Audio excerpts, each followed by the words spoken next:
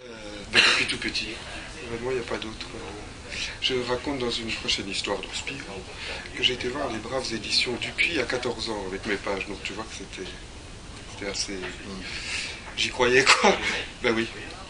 Ben oui. Moi, je voulais pas faire de la BD en fait au départ. Je voulais être pompier. Non, mais je voulais faire du dessin, mais pas de la BD spécialement, quoi. Et j'ai commencé par faire de la caricature dans les journaux. Et la BD, c'est venu. Enfin, j'en ai lu pas mal à partir de 16 ans, mais j'ai pas été tellement dans une culture justement Spirou, machin et tout. Pas du tout, quoi.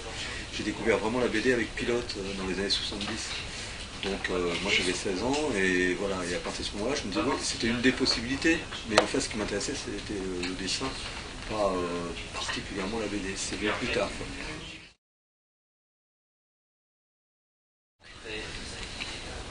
Ben, parce qu'on sortait de prison tous les deux, donc Jean Honnête, c'était quelque chose, pour nous c'était un peu un rêve. L'honnêteté c'était quelque chose qu'on allait acquérir. Voilà, une quête. Ça nous paraissait tellement loin, c'est dire essayons de l'approcher par l'image, peut-être par la bande dessinée. Ce serait un bon début. Un travail de réinsertion. Et puis au moins on pouvait le faire en prison aussi. Et voilà, ça pouvait les premières se faire. planches ont été faites par Christian. Moi j'ai une remise de peine, j'en ai bénéficié. Christian, j'allais le voir au parloir et je lui disais non, tiens le coup, vieux, tiens le coup. Vas-y, réponds sérieusement. Non, c'est Jean-Pierre qui avait l'idée depuis un moment. Enfin, je sais pas depuis combien de temps, mais oui, tu avais l'idée depuis un petit moment de raconter cette histoire et tu cherchais un dessinateur. Et le directeur éditorial de Dupuis lui a montré les pages d'un album que j'étais en train de faire et dont tu m'as dit gentiment que ça t'avait séduit. Bien finalement. C'était exactement ça. Non mais voilà. J'en suis encore ému. En plus, Claude Gendreau m'avait dit si jamais tu apprécies son travail, je suis sûr que tu t'entendras très bien avec lui. Et c'est ce qui s'est passé. Et je ne parle pas de famille. oui, c'est vrai.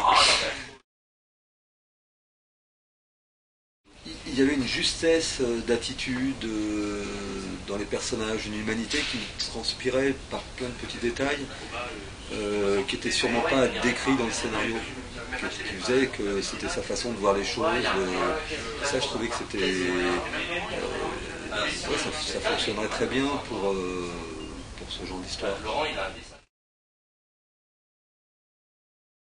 Si, j'y ai pensé un moment, mais c'était trop compliqué parce que il aurait fallu que je me lance dans un style de dessin très différent de ce que je peux faire dans Mathéo, etc., mais dans le sourcil.